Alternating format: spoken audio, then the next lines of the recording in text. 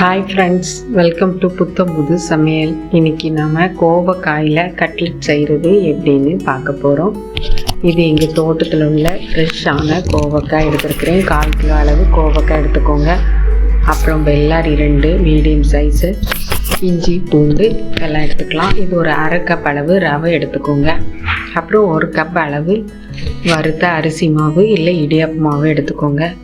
இப்போ எல்லாத்தையும் சின்னதாக கட் பண்ணி வச்சுருக்கிறேன். கோவக்காவை நல்லா துருவி எடுத்து வச்சுக்கோங்க. இது மாதிரி எல்லாம் சின்னதாக கட் பண்ணி எடுத்து வச்சுக்கலாம். அடுத்ததாக நம்ம எப்படி செய்கிறதுன்னு பார்க்கலாம் வாங்க. ஃபஸ்ட்டு ஒரு மிக்சிங் பவுல் எடுத்துக்கோங்க. அதில் நம்ம எடுத்து வச்சுருக்கிற இந்த 1 கப் அளவு அரிசி மாவை ஆட் பண்ணிக்கோங்க. தேவையான அளவு சால்ட் ஆட் பண்ணிவிட்டு நம்ம ஹாட் வாட்டரை விட்டு இதை நல்லா மிக்ஸ் பண்ணி வச்சுக்கலாம். கொழுக்கட்டை இடியாப்பத்துக்கெலாம் எப்படி ஹாட் வாட்டரை ஆட் பண்ணி கிளறி எடுப்போமோ அதே மாதிரி இந்த மாதிரி கிளறி விட்டுக்கோங்க. இப்போது இதோட சேர்த்து நம்ம கட் பண்ணி வச்சுருக்க பூண்டு, பச்சை மிளகாய், அப்புறம் இஞ்சி, கறிவேப்பிலை, வெங்காயம் எல்லாத்தையும் ஆட் பண்ணிக்கோங்க. ஃபைனலாக நம்ம துருவி எடுத்து வச்சுருக்க கோவக்காயை ஆட் பண்ணிக்கோங்க. நார்மலாகவே கோவக்காயில் வெள்ளரிக்காய் மாதிரி கொஞ்சம் வாட்டர் கண்டென்ட் ஜாஸ்தியாக இருக்கும். அதனால நம்ம இந்த மாவோடு சேர்த்து பிசைகிறப்ப கொஞ்சம் கிளின்னு இருக்கும், நமக்கு தட்டை வராது, லூஸாக இருக்கும். அதனால நம்ம இதை கொஞ்சம் ஹார்டாக்குறதுக்காக நம்ம இதோட ரவையை ஆட் பண்ணிக்கலாம். ரவையை ஆட் பண்ணும்போது இதில் இருக்க ஈரத்தை அது நல்லா உறிஞ்சி எடுத்துடும். இப்போ பாருங்கள், மாவு ரெடி ஆகிடுச்சு.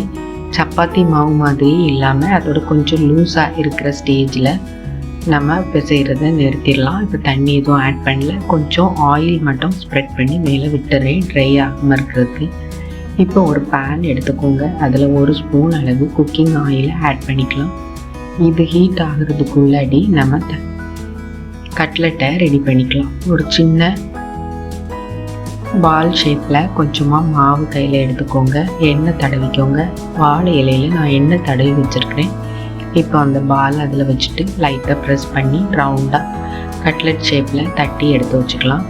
ரொம்ப தின்னாக வேண்டாம், கொஞ்சம் திக்காக இருந்தால் தான் உள்ளடி சாஃப்டாகவும் வெளியே கிறிஸ்பியாகவும் நமக்கு கிடைக்கும் கட்லெட்டு. இப்போ பாருங்கள், பேன் நல்லா ஹீட் ஆகிடுச்சு. இதில் ஒவ்வொரு கட்லெட்டாக சாஃப்டாக எடுத்து வச்சுக்கலாம்.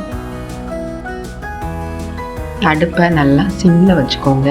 ஸ்டார்டிங்கில் ஃபுல் ரெசிபியுமே நீங்கள் சிம்மில் வச்சு பண்ணிங்கன்னா வெளியே நல்லா கிறிஸ்பியாகவும் உள்ள நல்லா குக்காகி சாஃப்டாகவும் கிடைக்கும், டேஸ்டியாக இருக்கும். நார்மலாக நம்ம கோவக்காய் அப்படின்னா கூட்டு, பொரியல், ஃப்ரை இல்லை சாம்பார் கூட பண்ணியிருப்போம். இது வித்தியாசமாக நான் ட்ரை பண்ணியிருக்கிறேன். ரொம்பவே டேஸ்டியாக இருந்தது.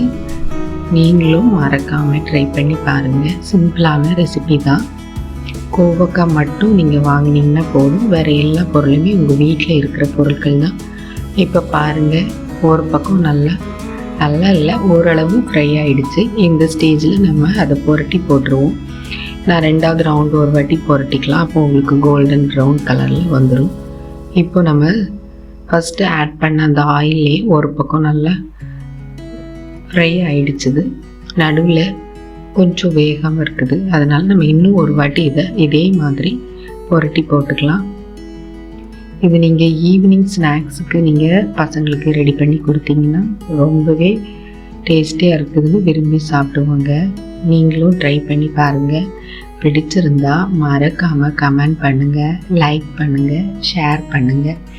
இப்போ பாருங்கள், அடுத்த பக்கம் நல்லா கோல்டன் ப்ரௌன் கலரில் வந்துடுச்சு. இப்போது இன்னொரு வாட்டி நம்ம புரட்டி போட்டு 2 பக்கமும் இதே மாதிரி கோல்டன் ப்ரௌன் கலர் வர்ற வரைக்கும் குக் பண்ணிக்கலாம். ஃபுல் ரெசிபி முடிகிறது வரைக்கும் நீங்கள் அடுப்பு நல்ல சிம்மிலே வச்சுக்கோங்க. இல்லை அப்படின்னா கரிஞ்சிரும், டேஸ்ட்டும் மாறிடும், உள்ளடி சாஃப்டாக இருக்காது, வெளியே ரொம்ப ஹார்டாயிடும். இப்போ பாருங்கள், ஃபுல் இதுமே குக் ஆகிடுச்சுது. இந்த ஸ்டேஜில் நம்ம அடுப்பை ஆஃப் பண்ணிவிட்டு சர்வ் பண்ணுறதுக்கு தட்டில் எடுத்து வச்சுக்கலாம். இதில் நம்ம வெங்காயம், பச்சை மிளகாய், இஞ்சி பூண்டு எல்லாம் சேர்த்துருக்கிறனால இதுவே ஸ்பைஸியாக இருக்கும். பட் வேணும்னா நீங்கள் சாஸ் ஆட் பண்ணி சாப்பிட்டுக்கலாம்.